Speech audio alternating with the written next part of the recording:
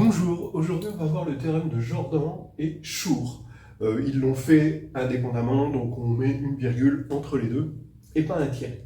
Alors j'ai vu ça dans un livre qui n'est pas encore publié, qui n'est pas encore sorti, qui est encore en gestation on va dire, et qui a été concocté par une promo de Rennes qui a eu la Greg en 2023. Et je vais les citer. Il y a Brian Flanagan, Laurent Montaigu, Sacha Cale, Maxime Moscati, Dounia Darkaoui et Alexis Guérin, c'est ce dernier, qui s'est gentiment mis en contact avec moi pour me présenter déjà une petite preview de ce livre qui a l'air bien parti. Pour l'instant, c'est comme un film quand il en est au niveau du scénario. On voit que le scénario est solide et je les encourage vraiment à faire cette jolie chose, même si je sais que c'est difficile de faire un ouvrage à plusieurs, à 6. Des fois, c'est plus facile de le faire à 2, parce que, pour des raisons de cohérence au niveau du livre. Mais en tout cas, bravo à eux, ils ont fait un truc, ils ont essayé de trouver des sujets qu'ils n'avaient pas sous la main au moment où ils ont passé la Greg. Et il y a une belle section justement sur les sous-groupes de GLN2C. Et on va voir celui-ci qui est juste mentionné dans leur livre, mais pas prouvé. Donc je me permets de donner une petite preuve que j'ai trouvée sur un poly de Anne Moreau qui le fait un peu en exercice, et c'est vraiment sympa de le faire en exercice. Ce n'est pas la preuve de Jordan, ce n'est pas la preuve de Schur. La preuve de Jordan est plus compliquée mais se généralise. Celle-là est purement analyse complexe, analyse réelle, quoi, hein. Celle-ci, elle se généralise pas à d'autres corps. Mais elle peut se faire dans le cadre de la Greg, et même ça pourrait être carrément un problème d'agrég, ça pourrait être le sujet d'un problème d'agrég. Pourquoi ça n'a pas été fait, je ne sais pas. Du coup, allons-y. On part d'un sous-groupe fini de GLN2C. Bien. Alors, il existe un sous-groupe N, distingué dans G, abélien, et d'indices bornés par ce truc-là. Bon, qui a le mérite d'exister, on va dire. Mais ça, c'est quand même assez chaud. Et pourtant, on va le faire avec très très peu d'outils. Et même pas Lagrange, vous voyez, on a un sous-groupe fini, on se dit, bon, il va y avoir Lagrange. Même pas. Juste, on se sert du fait qu'il est fini, donc qu'il est discret pour la topologie. Bon, c'est tout, il n'y a rien, il n'y a vraiment pas grand-chose. Alors voici les outils sur lesquels je voudrais que vous vous concentriez. D'abord, ce qu'on appelle régulièrement l'astuce unitaire, qui est le premier pas dans la théorie des représentations des groupes finis. Alors, on a Cn, d'accord. Cn est muni de sa forme hermitienne canonique, que vous connaissez bien. Et à partir d'un groupe fini G, comme celui-ci, on construit une forme qui va rester hermitienne par la moyenne des Gx, Gy. Voilà. On fait la moyenne, et ça, on vérifie que c'est encore une forme hermitienne, donc c'est squilinéaire définie positive. Bien, alors à quoi ça sert? Eh ben, ça fait que cette forme-là, par moyenne, va être stable par l'action de G, d'accord? Ce qui veut dire que G, maintenant, on peut estimer que G est dans le groupe unitaire, c'est-à-dire qu'on s'est mis dans une base unitaire pour cette forme-là, et dans cette base, eh bien, tous les éléments de G vont vérifier A étoile A égale IN. Voilà. D'ailleurs, à propos, ce trace de M étoile M, d'accord, sur les matrices de Mn2C, c'est une norme au carré. On sait que c'est la somme de IJ, MIJ carré en module. Et donc, c'est ce qu'on appelle la norme quadratique, finalement, de Mn2C. Et si A est unitaire, eh bien, multiplié par A à gauche ou par A à droite ne change pas la norme. Bah oui, parce que A est unitaire, mais ça peut se faire grâce, assez agréablement, grâce à la réalisation de cette norme-là par la trace. Voilà, bah, c'est à peu près tout comme outil. On va pouvoir commencer. Et donc, comme ce cours de Anne Moreau, que je salue d'ailleurs en passant à Saclay, je vais le faire avec des petits exercices, hein, parce que c'est vrai que c'est compatible avec un problème d'agrègue, il n'y a rien à dire. Alors, voilà le premier exercice sur lequel vous pouvez vous tenter, sans regarder la solution évidemment. Si A et B sont deux matrices unitaires, avec la norme ici de IN-B est strictement inférieure à 2, si A commute à A, B, A-1, B-1, ce que j'appelle le commutateur, je vais le noter comme ça avec une parenthèse AB, comme ça, hein, donc si A commute avec le commutateur de A et B, alors A commute avec B. Voilà, c'est quand même assez fort, et c'est déjà, il n'est pas évident à faire, c'est quand même, bon, ça demanderait dans un problème d'agrègue d'être assez décomposé quand même, hein, vous inquiétez pas. Et déjà dans un premier temps, regardez, bah, on va dire que puisque A commute à ça, bah, il commute à A-1 fois ça, puisque A commute à A-1, et ça c'est B A-1, B-1. Donc A commute à son inverse, qui est B A, B-1.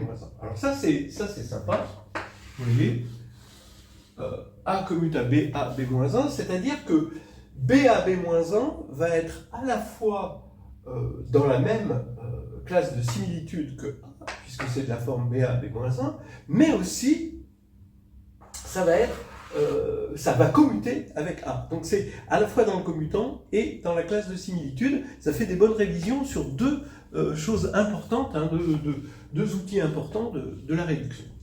Alors, donc comme ils commutent, ils sont simultanément semblables à des matrices diagonales, d'accord?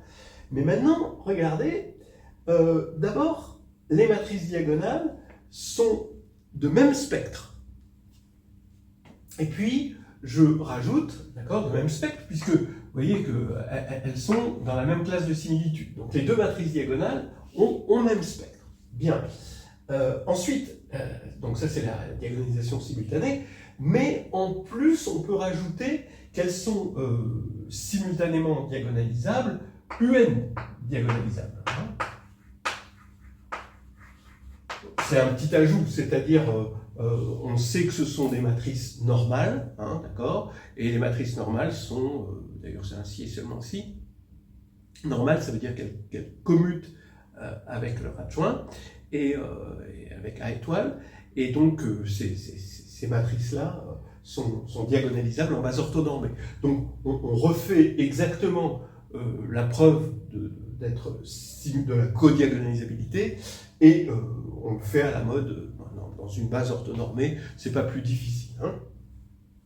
Donc maintenant, grâce à cette matrice P, d'accord, P qui est finalement dans UN, et qui va diagonaliser ici A et B, et bien on peut se ramener au cas où A et B, donc je change A en P, AP-1, B en P, B, P-1, et je me ramène au cas où A et B, A, B-1 sont simultanément diagonalisables avec même spectre.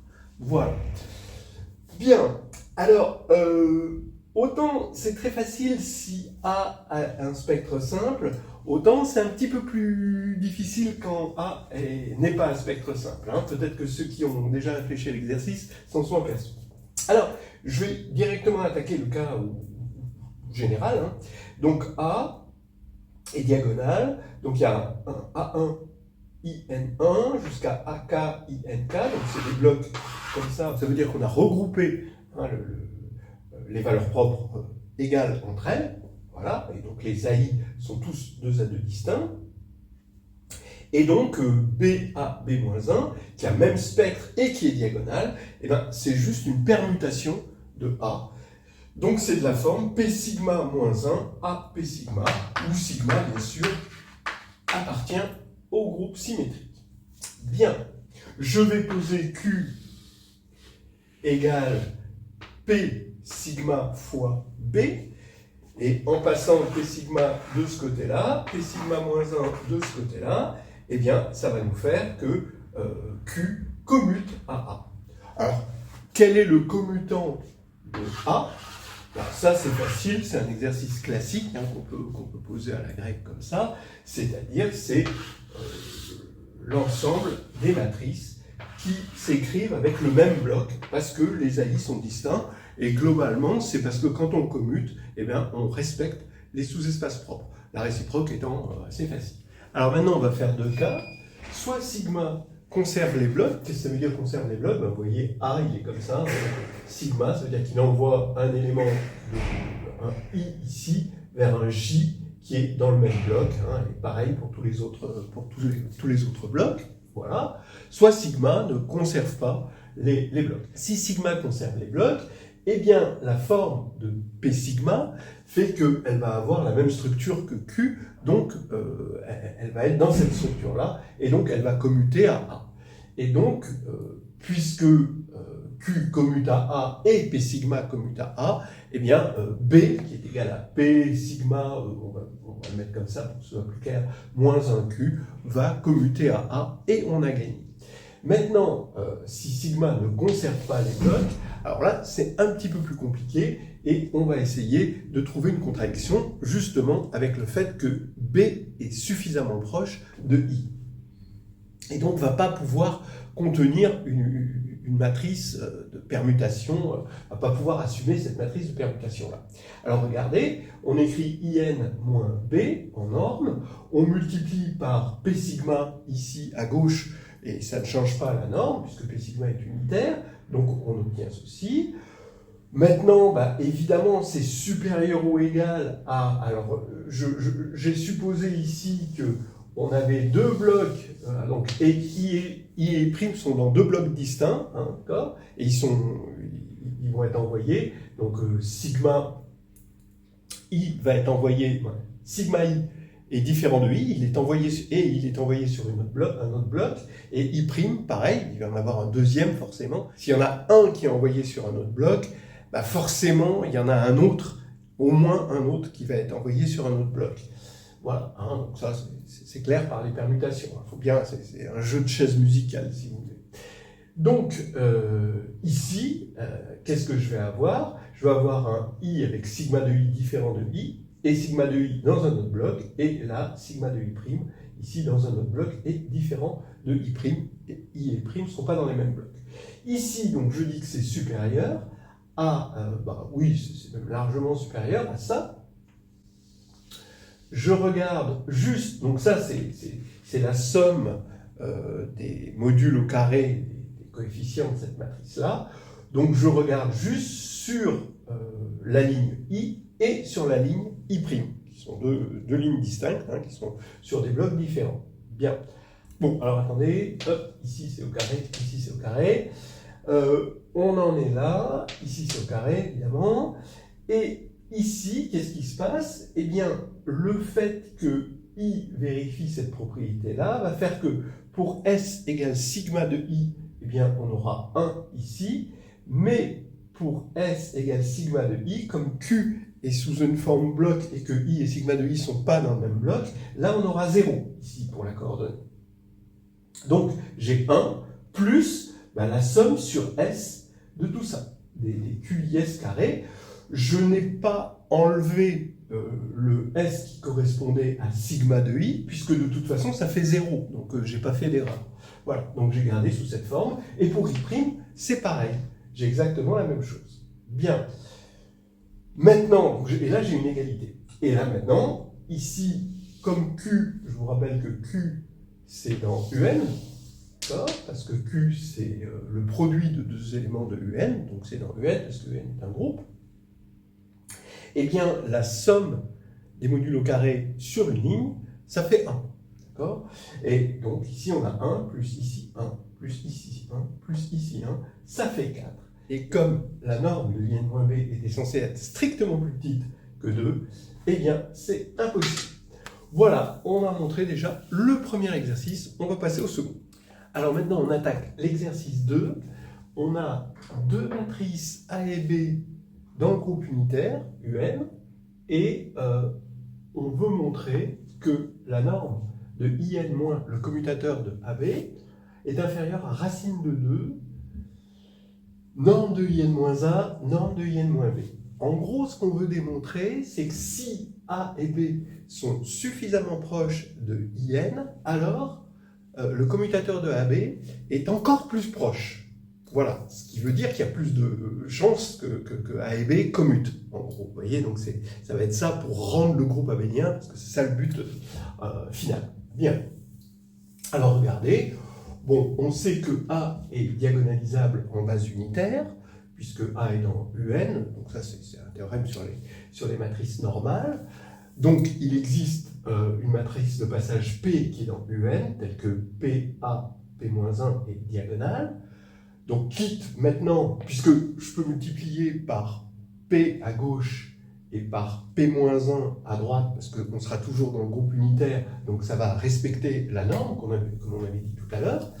Donc je peux remplacer A par P, A, P-1, B par P, B, P-1, ce qui fait que on peut toujours supposer, tout ça, ça reste dans l'UN évidemment, on peut toujours supposer A diagonale. Pas B évidemment, parce qu'elles ne sont pas co-diagonalisables, mais A, on peut supposer diagonale. Et B, bon, voilà, comme on veut. Donc ça va nous simplifier largement les calculs. Regardez, on va prendre IN moins AB, A-1, B-1, on va le prendre au carré. Donc comme A et B sont dans UN, je peux multiplier eh bien, à droite par B, puis encore à droite par A. Ici, ça va me faire BA moins AB en norme au carré, donc ça c'est égal.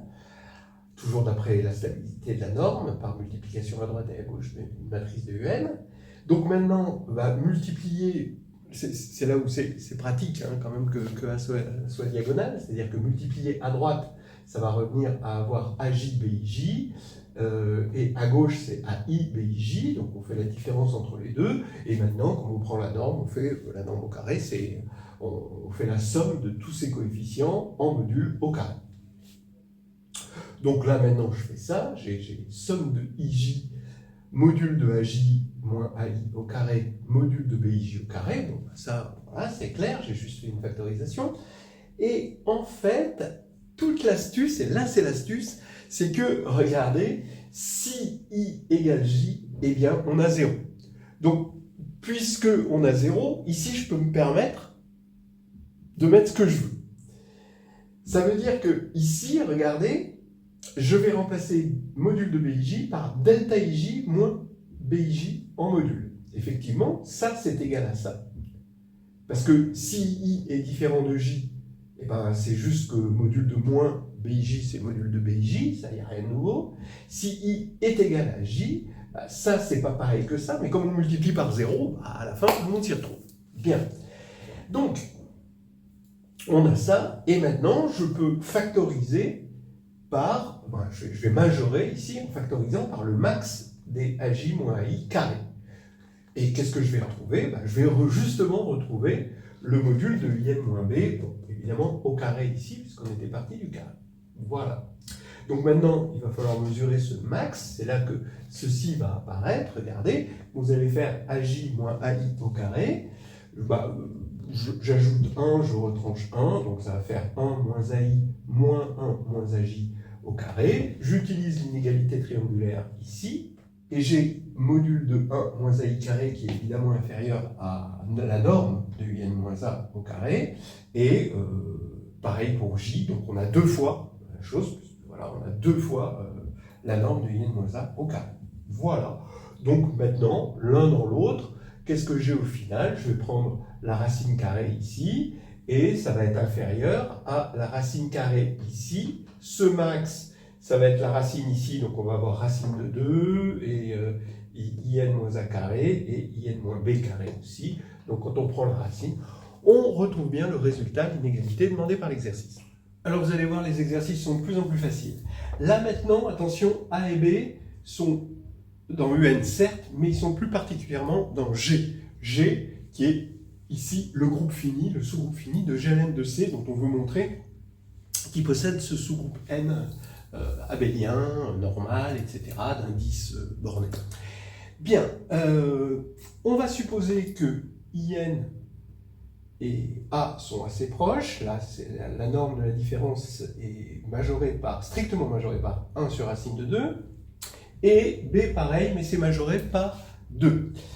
Eh bien alors, A et B commutent. C'est quand même un résultat assez spectaculaire et qui est maintenant assez simple. C'est-à-dire que, regardez, on va regarder la suite B0, c'est une suite d'éléments de G, hein, c'est une suite dans G.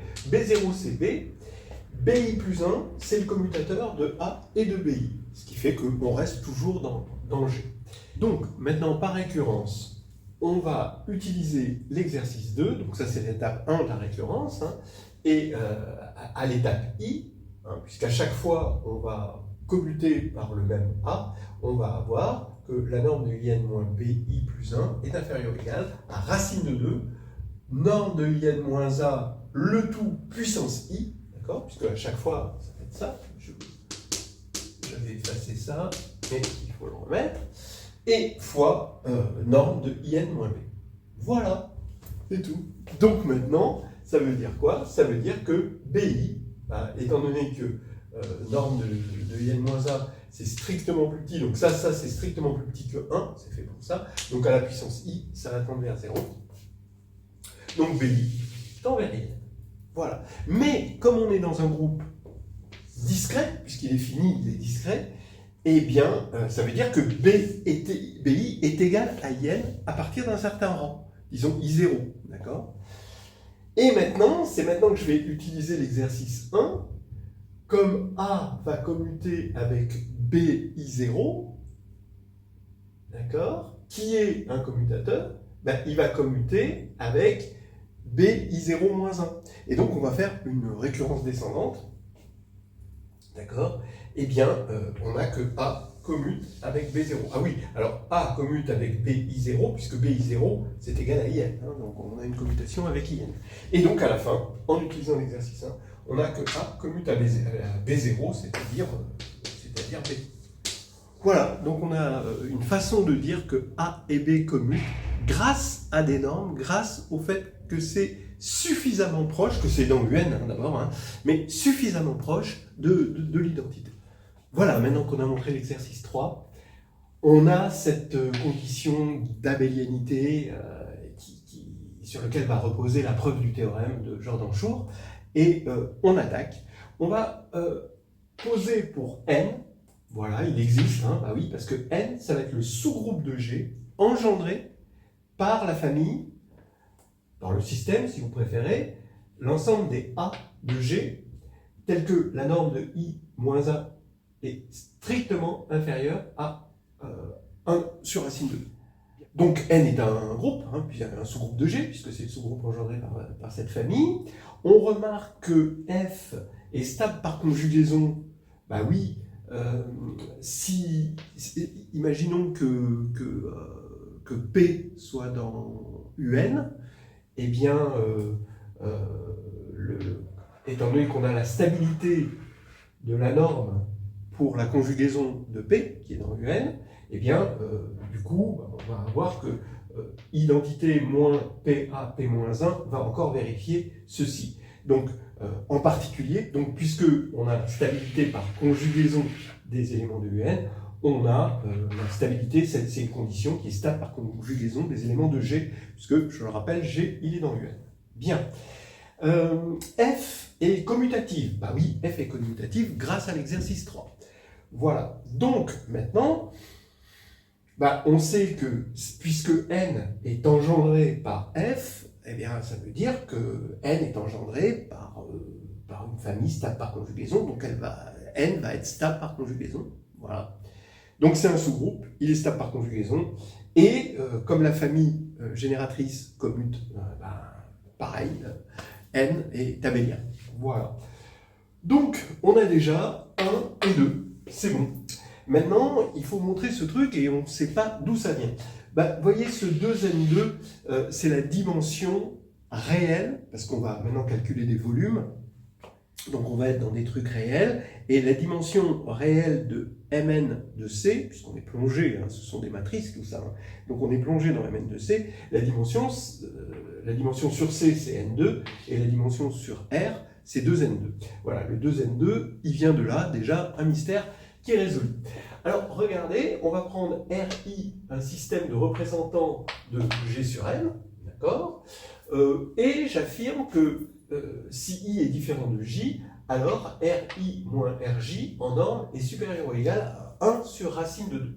Pourquoi? Bah oui, parce que si c'était strictement inférieur à racine de 2, bah encore par stabilité par les éléments de UN, donc en particulier on stabilise par la multiplication à gauche par RI moins 1, on aurait eu que la norme de IN moins RI moins 1 RJ serait strictement inférieure à 1 sur racine de 2. Hein. Donc si on avait inférieur, ici strictement inférieur à 1 sur racine de 2, bah, par stabilité, on aurait ça. Mais ça, encore d'après l'exercice 3, ça voudrait dire que RI moins 1 RJ, bah, ce serait dans N. D'accord? Puisque ce serait carrément dans F. Donc dans F. Et donc, ça, c'est pas possible. D'accord? Parce que ça voudrait dire que RJ est dans la même classe modulo N que RI. Or, ce sont des représentants de classes distinctes. Donc, on a bien ça. Voilà.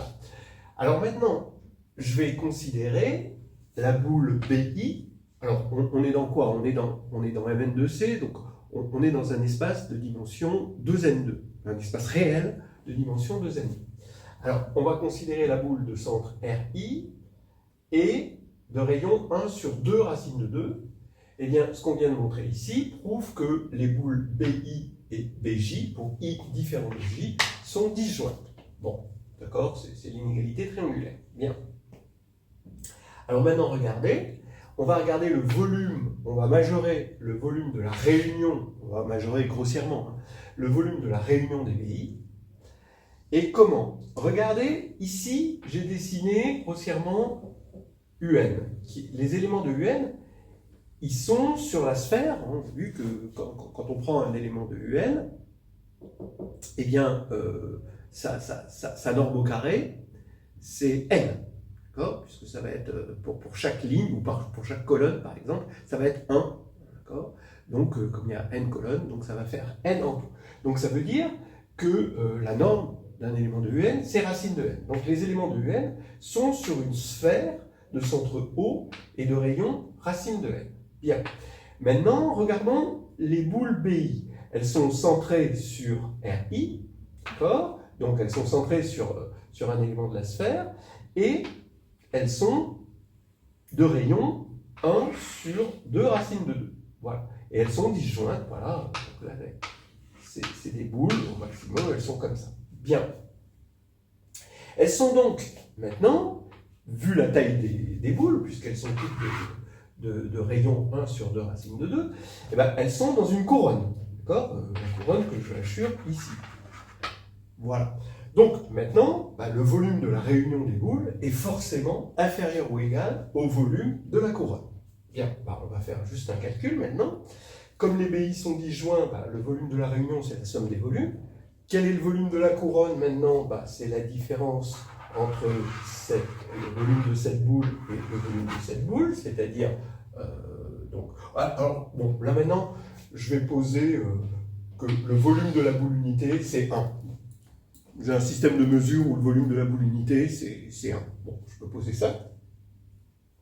Ce qui fait que le volume de la couronne, c'est racine de n plus 1 sur 2 racine de 2, le tout puissance la dimension, c'est-à-dire 2n2, et là, moins, donc on enlève la boule intérieure, racine de n moins 1 sur 2 racine de 2, le tout puissance 2n2. Donc ça, c'est le volume de la couronne. Maintenant, chaque boule BI, eh bien, elle va, comme elle est de rayon 1 sur 2 racine de 2, eh bien, ça va faire 1 sur 2 racine de 2 puissance 2n2. Mais combien il y a de i? Bah, il y a de i autant qu'il y a de représentants, c'est-à-dire le cardinal de g sur n. Donc ça nous fait ici, le membre de gauche, c'est le cardinal de g sur n fois ça. Donc on a ça. C'est une égalité en comparant des volumes. Voilà. Et ça, quand vous allez diviser ça par ça, et que vous allez remarquer que 2 racines de 2, c'est racine de 8, et bien ça va vous donner exactement ça, et c'est terminé. Non, on ne va pas tout à fait s'arrêter là, parce que c'est quand même violent de quitter un bel exercice comme ça, coup de cœur, qui nous rappelle les meilleurs, le best-of de Jordan. Comme dit mon collègue Jérôme Germany, on va faire un post-mortem, c'est-à-dire une espèce d'autopsie du théorème. Donc, prenons un sous-groupe simple, fini, de GLN de C. Bien. Donc, il possède un sous-groupe abélien distingué. Bon, ce sous-groupe abélien distingué dans le sous-groupe simple, le sous-groupe simple étant non abélien évidemment, vous vous doutez ce qu'il vaut. Hein. Il vaut juste l'identité, puisqu'il doit être, distingué dans le sous-groupe simple. Donc c'est forcément l'identité. Bien, eh bien, ça veut dire maintenant que ce sous-groupe simple que j'appelle G sur l'identité est d'ordre plus petit que ça. Voilà. Ça veut dire quand même qu'il y a une borne pour chaque n, il y a une borne pour les sous-groupes simples, finis, de GLN de C. Voilà. Alors cette borne, est-ce qu'elle est raisonnable? Je dirais que non. Parce que, regardez, pour n égale 3, qu'est-ce qu'on trouve comme sous-groupe simple dans GL3 de C? Prenons GL3 de R pour simplifier, ce sera plus facile pour tout le monde. GL3 de R, quand vous regardez les sous-groupes finis, toujours avec l'astuce unitaire, vous vous ramenez à un sous-groupe de SO3, et les sous-groupes de SO3, ils sont bien connus, ils sont répertoriés, et le sous-groupe fini, finalement simple, maximal, c'est A5, qui est de taille 60. Donc, est-ce qu'on peut mesurer 60 avec cette borne? Cette borne est-elle sérieuse? Prenez n égale 3 là-dedans, ça va vous faire racine de 24 plus 1 puissance 18 moins racine de 24 moins 1 puissance 18. Vous allez avoir quelque chose style 74 000 milliards. Gaston, vos impressions? Ah, bon complexe. Non, c'est vous. Les milliards. Et pour n égale 2, c'est peut-être moins grand, mais c'est peut-être aussi ridicule.